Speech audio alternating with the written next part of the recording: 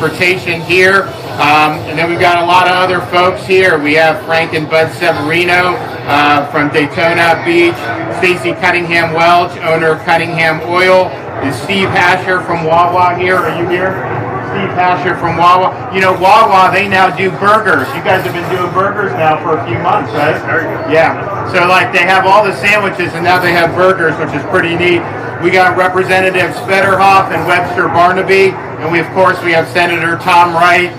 Tom Wright has probably been to more of my press conferences than any member of the legislature, more than the leadership even, because he's involved in so many different things. But we're happy to be here. We're not as happy at seeing what's happening with a lot of the inflation that's going on in the economy. If you look, for example, for Thanksgiving, the price of a Thanksgiving dinner is up over 20% just over last year. People are seeing it, all kinds of things that they're having to buy. The prices are going up. So even if you start making more money, if the prices are going up faster than your job, than your wages or your salary is going up, you're actually losing ground in this inflationary economy. And so we think this is a huge problem for working families in Florida. Really, it hits everybody, but it particularly hits people, blue-collar people, people on fixed income. And we've told Biden said that this was not real 6 months ago, that no serious person thought inflation was real. And actually, we now know this is real. We knew then, I said it then, but now everyone acknowledges this is really, really serious. And so how is this hitting people? It's hitting people in a variety of ways, but I think the thing that's been most dramatic for most people, because they deal with this in their everyday lives, is how much gas prices have gone up. You look, if we were sitting here a year ago in Daytona, you could get a gallon of gas. Now it's $3.34.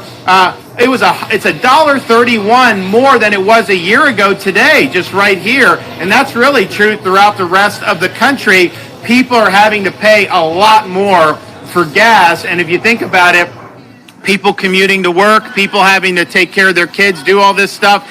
It isn't like you just can't get around anymore and just stop doing the basic things of life. So that's a cost that really gets imposed on a lot of people who are working hard, and this has a huge impact. And so we looked at that, and that's something we're very concerned about. I mentioned a few weeks back we are going to do something about it, and so we're going to announce that in a second. But you know what exacerbates this is these problems with the supply chain. You got all these ships sitting off the coast of California. You know, they used to not even do 24/7. Our ports do 24/7. I mean, we want to do this. We want to get the goods to market.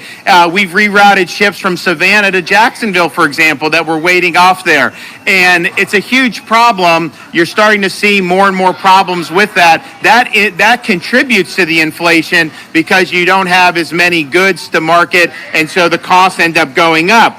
And I just wonder, with all these inflationary pressures, you're printing more money is what they're doing. That's not going to help inflation. That's going to exacerbate inflation, and it's a really, really big problem. So Florida has said our ports are open. We absolutely want to have more people bringing in goods here, and if they're sitting idle elsewhere, just reroute to Florida, and we'll make it happen, and we want to do our best to be able to do that. But the gas prices, I think, have been the most noticeable, and so we look to see what we can do. Obviously, this is being driven by inflationary policies out of Washington. It's not something that's, Florida is obviously not causing this. It's happening all across the country. But what could we do to make an impact? And so we've been working on it. We looked at maybe toll relief, maybe this. We're like, you know what? We need to really just focus on gas prices as best we can. So what we're going to be proposing in the next legislative session is over $1 billion in gas tax relief for Florida families. And that's going to make a big, big difference. The average family over a 5 or 6 month period, could save up to $200. And we think it's basically Florida. There's a whole bunch of things that go into the price of gas. There's different taxes, federal, state, local level. We're taking over 25 cents from Florida, and we'll basically zero that out for as long as we can and do over $1 billion. That's going to make a huge, huge deal. We're in great financial shape. We have surpluses. We have the ability to do what we need to do from a standpoint of infrastructure. And so we have folks that are getting hammered by the rising gas prices. And so we're here to do something about it. So we look forward to being able to work through this with the legislature. We've always been very strong on tax relief in Florida. We did things like sportsman's relief. We've done back to school. We've done all that stuff, and that's good. But this is, I think, really, really big to be able to help people. You know, if gas were $1.50 a gallon, you know, maybe it wouldn't be as something that would be as meaningful. But now when it's over $3.30, and it may even end up much higher than that, you know, over the next year, the way things are going. Hopefully not. But that's when you're begging OPEC to do more gas, that's what you don't want to do. We were supposed to be energy independent here in the United States, and they're backing away from that. We should be able to produce what we want here and not have to worry about OPEC. So we're here to offer relief to Florida families. We think it's something that's going to make a big, big difference. And I asked Beaver, when we were thinking about this, I was like, look, this is great. I'm all for it. But if we were to do this and say take away, you know, this part of the Florida tax, would you guys actually lower the price, or would the price be the same? And Beaver said, I would absolutely lower the price. I mean, obviously it's smart because you want to be able to get folks here.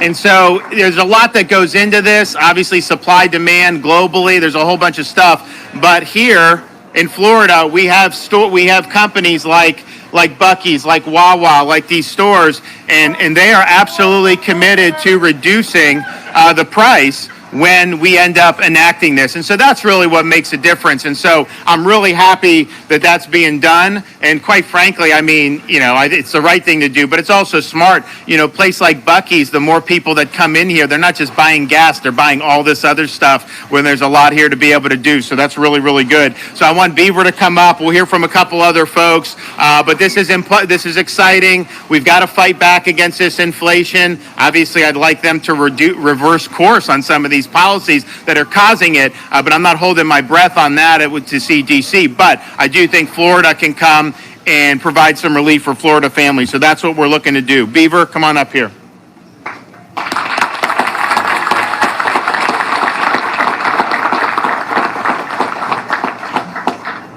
Thank you, Governor, and thank everyone for coming out today. This is really a big deal. The governor called me several weeks ago, and he had this concept, this idea about lowering the state gas tax. And as he said, he asked the question, and I just thought it was a phenomenal idea. Inflation is real. It's here. There's no question about it. And gasoline is one of the big ticket items that hits everybody on a daily basis. And so his question was just, will it make it to the market? And, you know, the governor told you what I said. Buc-ee's will absolutely commit if this, in fact, happens and they lower the tax. The day they lower it, we'll roll back the pumps, the entire 25 cents instantly. And I'm quite certain that our friends and other great business operators, Wawa, I'm quite certain that everyone here will do it, Wawa as well, and most of the companies. So this is going to make it right back to the customer, and it'll happen instantly as soon as y'all get it done, and we're happy to be part of it. All right. Thank you. Can you, this store opened in Florida this year. You opened one in St. Augustine. I know you're big in Texas. How's the Florida market treating you, and how's the business going here? Florida market, Florida customers are wonderful. This is a very, very business-friendly state. I come from Texas, which is business-friendly, and this is probably one of our favorite places we've ever done business in. Customers are incredible, and just can't say enough. We're very happy about Florida, and we're trying to find more. Okay, thank you.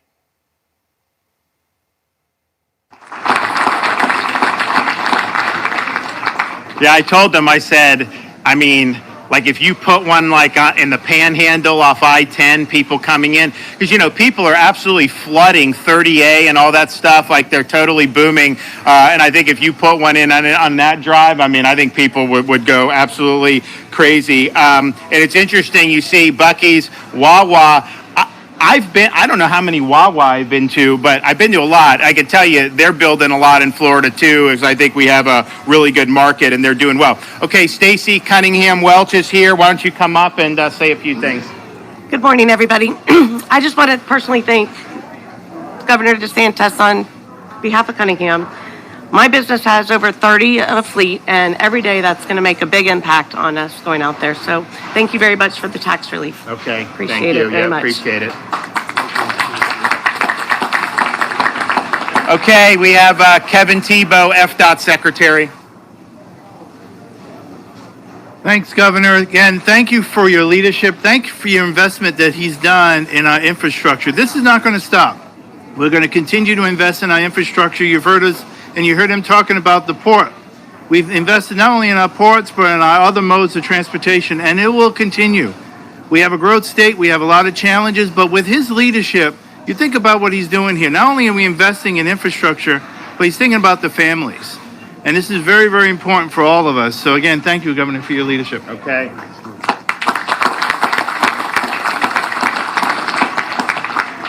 So we're excited about this. I think if you look at what we just accomplished, where we provided protections for Floridians so they wouldn't lose their job because of these mandates, and what we found out, not only are people's jobs being saved now at many companies, some businesses and companies are actually rehiring people that they had let go over these mandates. And so it's actually doing even more than we had anticipated, which is a really, really good thing. And the more jobs we're able to save, keep people employed, keep letting them put food on their table, hiring them back, that's a huge, huge thing. So that was, it's great news, and I want to thank the legislature. I know they want to work with us on gas tax relief.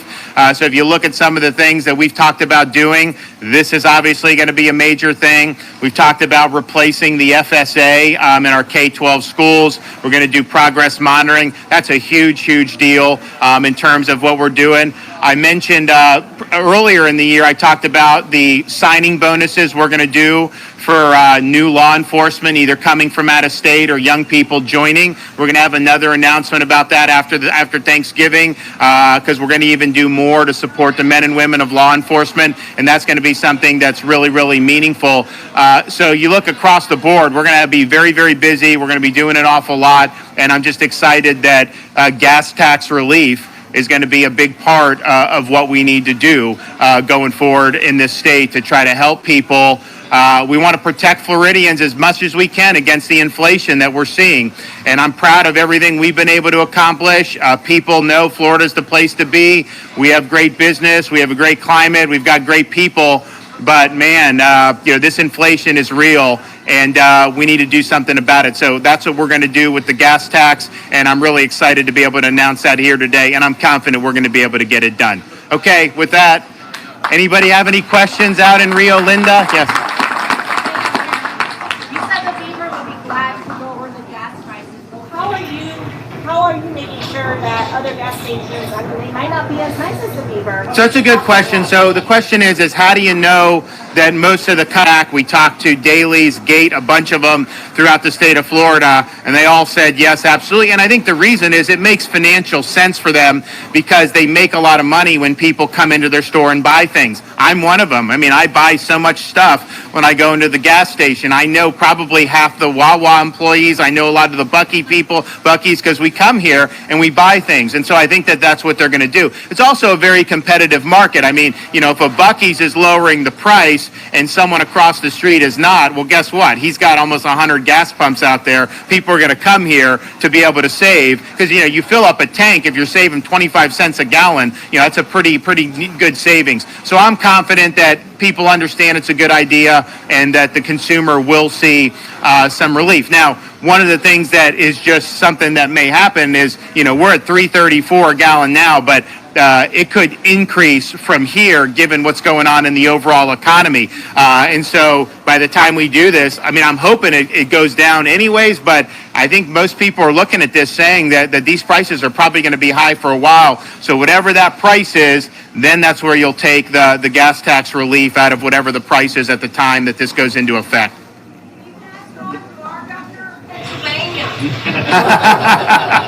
Well, That's what you guys have opportunities to vote every 2 or 4 years. Yes, sir.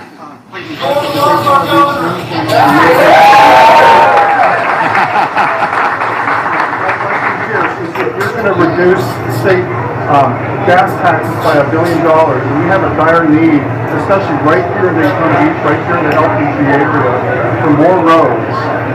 We will fully fund the work program, 100%.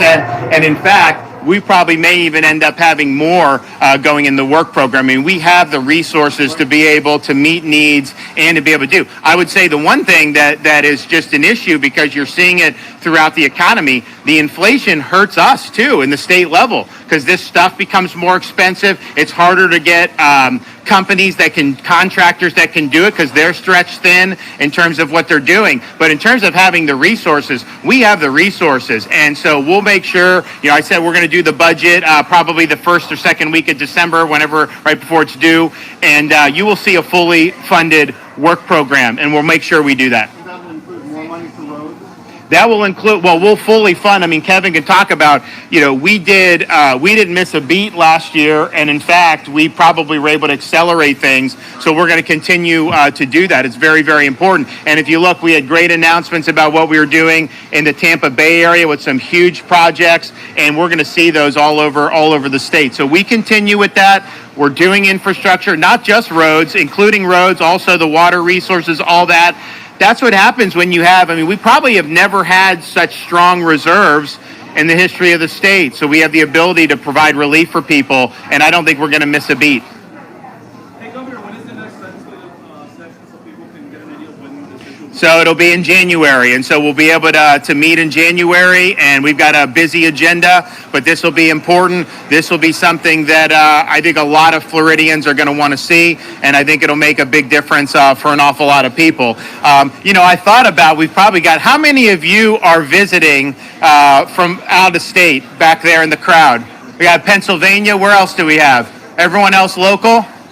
Georgia, Michigan. We've got a lot of other folks. It is interesting how, because we have so many people coming here, that a lot of these taxes, sales taxes, hotel, we really do get a lot of people out of state that contribute. That's one of the reasons we have the lowest per capita tax burden. And what's that? Oh, they are? Okay. Well, yes. The Canadians, it was interesting throughout this whole time, the Canadians, that we have snowbirds who were here in the last winter, and they were not being treated very well in Canada. They weren't even eligible for vaccine. And so, we said, if you have property here and you're a part-time resident, we would treat you accordingly. They were very appreciative of that. But I'm glad that that's the case. And hopefully, in Florida, our tourism is actually up. But that's without even having the international. The international's way down because of the restrictions. Domestic is actually up. And I think people know that this is a great place to be and a great place to visit. So we're going to make sure that we continue to do that. And I know that those are visiting, welcome, and I hope you enjoy your stay. And everybody else here, Floridians, we're working to bring this relief to you. So stay tuned. God bless everybody.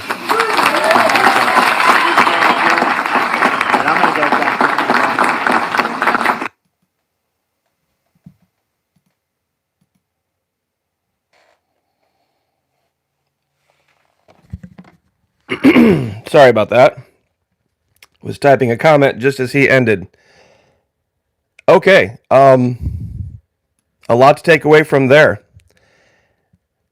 We are always going to be on offense in the state of Florida, no matter what. Given everything that happened last week with issuing from our legislature universal exemptions to all mandates coming out of D.C., you would think, wow, well, this week's going to be kind of quiet with Thanksgiving.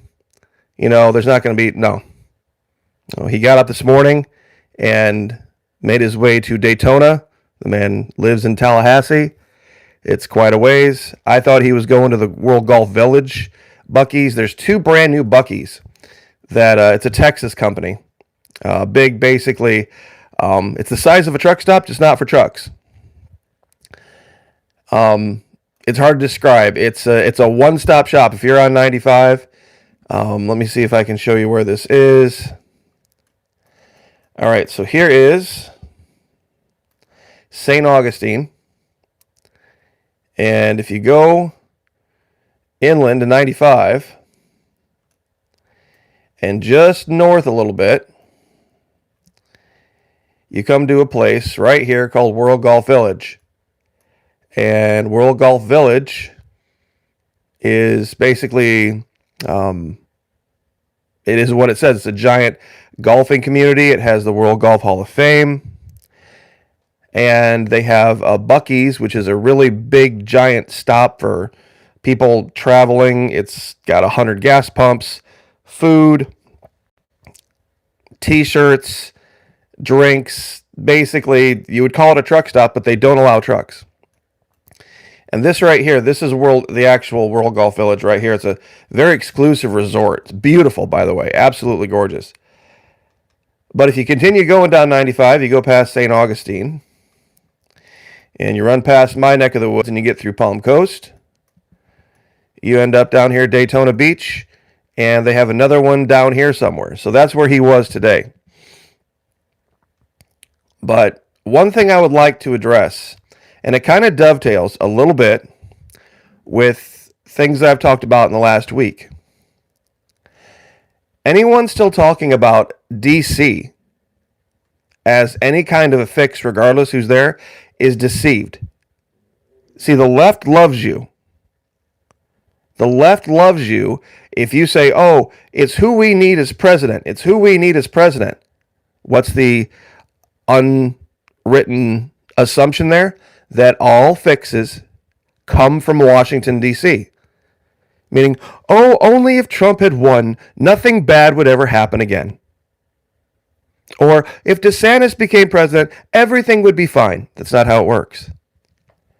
That is not how it works. D.C. is the problem. We need to govern ourselves. This idea of being governed at the national level was never intended by our founding fathers. They knew it was a problem. The idea of being governed at the national level in any way. That's why they didn't call him chief governor. That's why the person in the West Wing wasn't called chief governor of the United States or praetor or imperator or Caesar. He was called president. What does he do? He presides. He presides over one branch of three with limited powers. They were literally building in limited powers to keep Washington, D.C., from being able to govern at a national level. That's why they do such a terrible job of it. That's why they do such a terrible job of it, and they have to overreach all the time. Because it's not written into the Constitution that they should be doing this. So, here's a picture of World Golf Village, little better angle. It's absolutely beautiful. Absolutely gorgeous. It's kind of strange. You come in off the highway and you get onto World Golf Village Parkway, and then you turn, and it's this giant loop. It's this huge, giant circular loop. Like, to get to this hotel, I mean, you've got to literally drive over 360 degrees back to where you came from. So, anyway, I just wanted to cover that this morning. You know, people are going to have to start to make a choice about whether they believe in states' rights governance, or they want to continue to hang on to the pendulum, so to speak. That pendulum swinging back and forth and back and forth from 8 years of leftists to 8 years of hyper right to 8 years of hyper left. It's not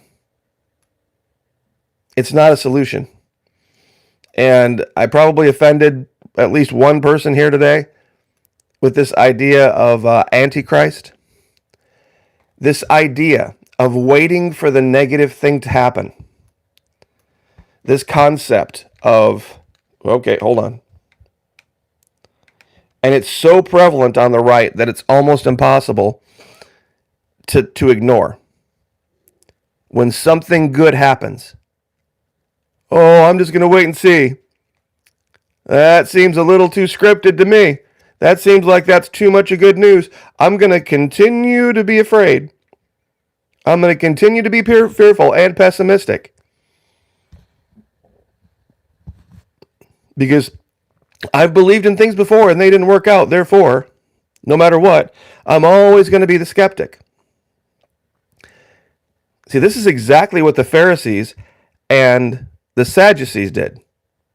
Exactly what the Pharisees and Sadducees did with Jesus. They kept interrogating him. They kept coming to him with their anti-faith. What is literally anti-faith? Anti-faith is the demand to see proof with the eyeball. We talked about this yesterday. That is what Antichrist is.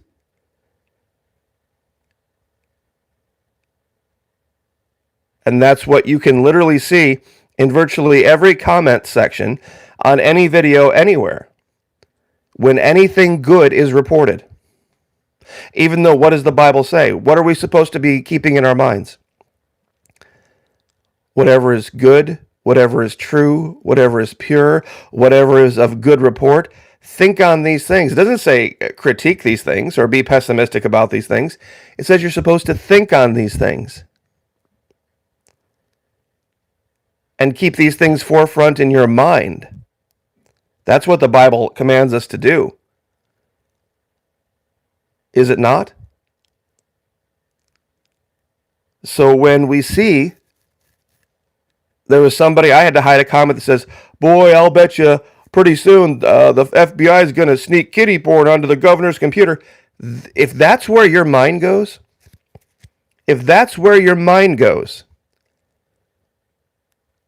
or I can't tell you how many comments there was, boy, they're going to send a tsunami to Florida. I mean, literally, I almost had to do a video about it. They're going to send a tsunami. I mean, if that's where your mind goes, every time you hear something positive, yes, okay, Suzanne Gamble says, but everyone has doubts. That's right. We don't give them voice, and we don't give them legs, do we? And we sure as heck don't go to live streams where a few hundred people are watching and then take our fears and put them on a platform so that we can make everyone else afraid too. It's like spreading the seeds for weeds. Who would do such a thing? If you had a seed of something in your hand that you knew would choke out anything good, would you take those and pull them out of your pouch and go spread them everywhere you could? Well, that's what that's doing. When you take your doubts and you give them legs and you give them your time of day.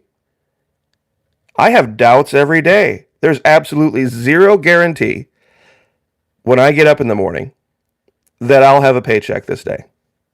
Zero guarantee.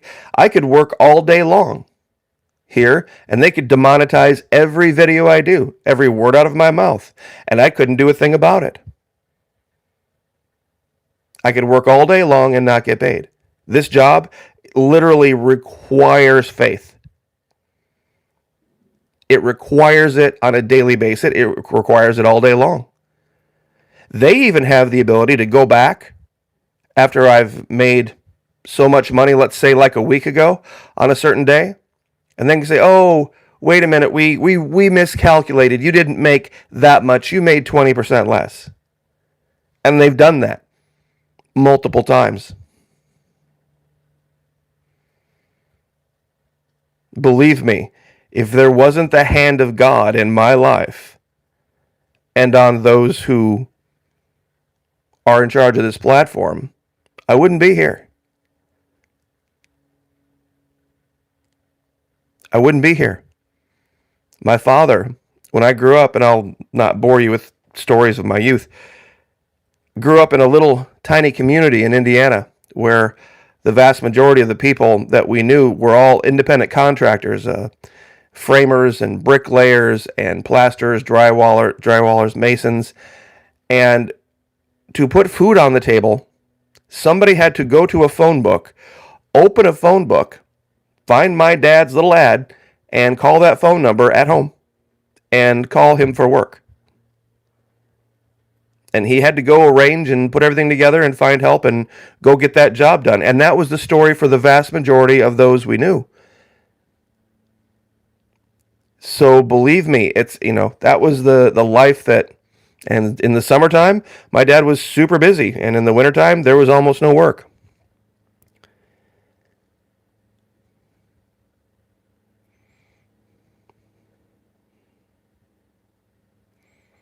So I'm just reading the comments here. If you hear silence.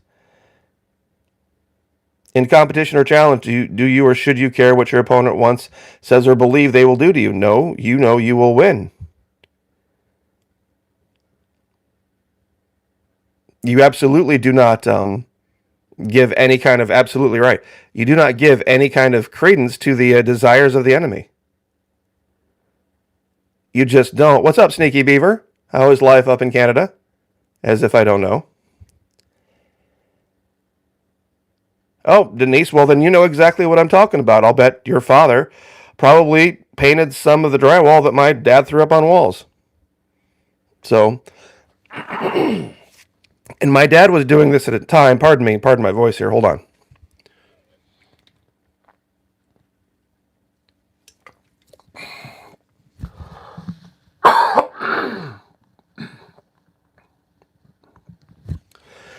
Okay, let's see if I can speak English properly this morning. Where was I?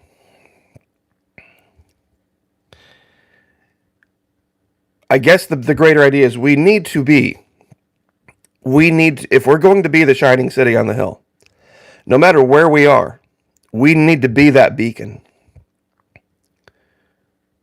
I was talking about when in the summertime, my dad would literally get up before I did and be at work all day. Sometimes I went to work with my dad when I was a kid and then be there till it was dark. And he would do that 6 days a week, virtually all summer, trying to save money for the lean times in the winter. Exactly right, Suzanne. See, it's scriptural to not be negative. I guess that would be the title. It's scriptural and it's biblical to not be negative and to not spread negativism or pessimism or sadness or fear. It's to even in the face of good. Self-employment is tough. Self-employment, they do. And that's exactly the reason you shouldn't be. I tell you what, can anybody tell me a press conference where the governor put together all of this, where he came out to report something negative to people, where he came out and had as his mission to warn people about what DC's doing? Oh, be afraid of Joe Biden. Oh, be afraid of the left. Oh, no, Nancy Pelosi. Oh, no, Nikki Fried. Oh, my goodness, Charlie Crist. And they're going to try to rig and elect. Has he ever done that? Never once has he ever done that. President 45 did that. President 45 did that.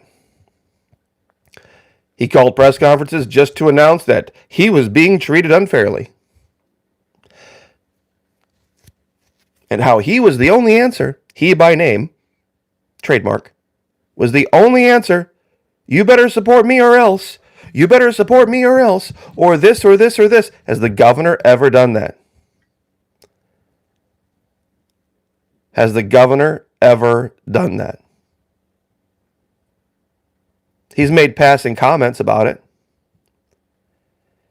Absolutely, Mary Sharp. Absolutely. I want Pelosi in Jupiter. I want her down there smiling. I want her down there in a bikini. I want her down there walking around with her friends and having a great time and smiling and being blessed and being lifted up. And I want cameras on her 24 hours a day, 7 days a week. Well, at least during the day.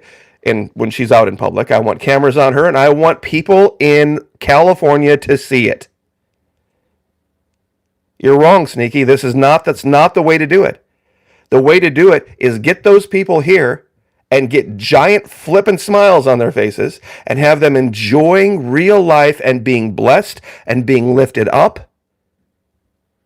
And that will do more to defeat the left than anything else.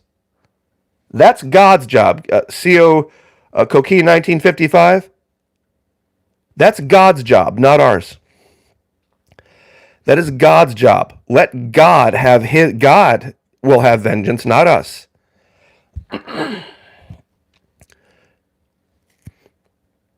Yea, though I walk through the valley of the shadow of death, I will fear no evil, correct? Yea, though I walk through the valley of the shadow of death, I will fear no evil. Thou preparest a table before me in the presence of mine enemies. Who remembers who Saul was? The great persecutor of Christians. And who did Saul become?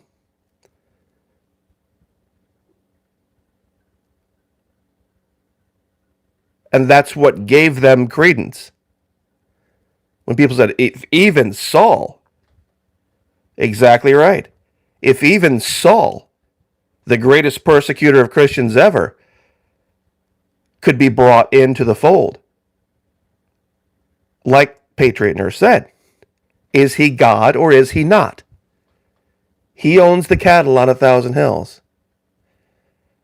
And I'll give you kind of a window into what today's video is going to be about. At about 2 o'clock in the morning, this morning, I was given a vision. And it had to do with Antarctica. And the left and the Antichrist, which is really the science community. The Antichrist is the science community, and here's why. Here's why, and I'm going to go into this more in detail. They don't want anything about Antarctica revealed. You ready for this? If they had to acknowledge that these craft that we're seeing in our skies and in our deep oceans literally were from this planet somewhere, if they were from this planet somewhere, it would destroy their idea of evolution. Why would it destroy their idea of evolution? You see, they need to prove that life exists somewhere other than this planet. Because if we could show that life only exists on this planet, even if it was those creatures that were very advanced, it would show the creation story. Because they have not found one iota of evidence for life outside of this planet anywhere. Not even close. So they need those things in our skies to be from somewhere else to hold up their make-believe conspiracy theory about other planets having life. They need those craft to be from Vulcan. They need them to be from Kronos. They need to be from Romulus. They need them to give credence to all of their science fiction nonsense. Because if they were from here, if they were from our deep oceans, if they were from Antarctica, if they were from another dimension, it would show they would be able to go, see, life exists other places, therefore your creation myth is just that. It's a myth. It's make-believe. That's why they need to hide Antarctica. This is, I guarantee right now they have evidence. I guarantee right now they have evidence that these craft are from that continent existing in the deep oceans. They absolutely have proof of it, and they're hiding it. And they're trying to keep it tamped down.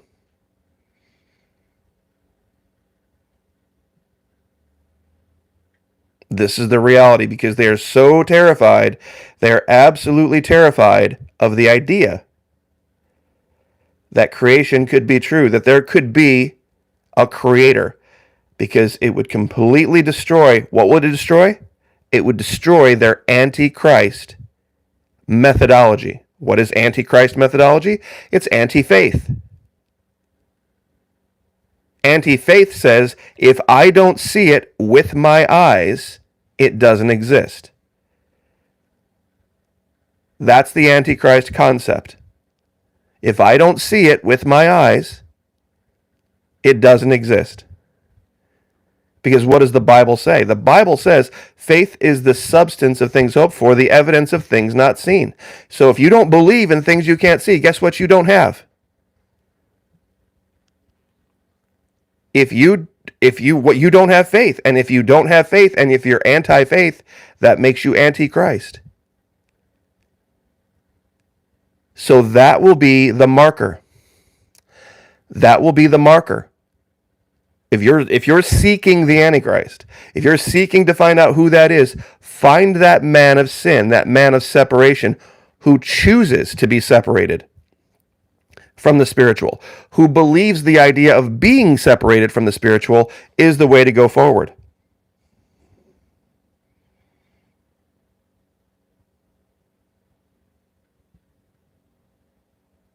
You see, that's something where a lot of people take that and they can't process it. Because if you're continually seeking for that which you can see, your reward will be here. If you're continually seeking after that which you can see, your reward will be here. Not in the next life and not in heaven.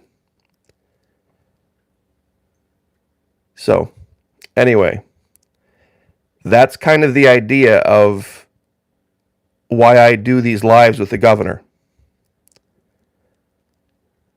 Because he comes out and he speaks things into existence before they are, and they become real.